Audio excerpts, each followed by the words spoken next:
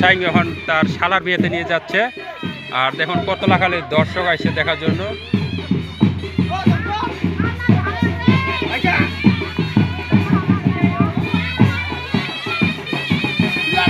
হ্যাঁ হ্যাঁ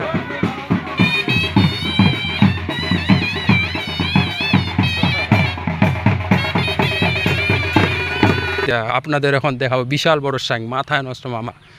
কয়জন খালি কয়টা খালি মানুষ আছে দেখুন সাঙ্গের মধ্যে। দেখুন এই যে হ্যাঁ কি আছে রে, আছে হ্যাঁ।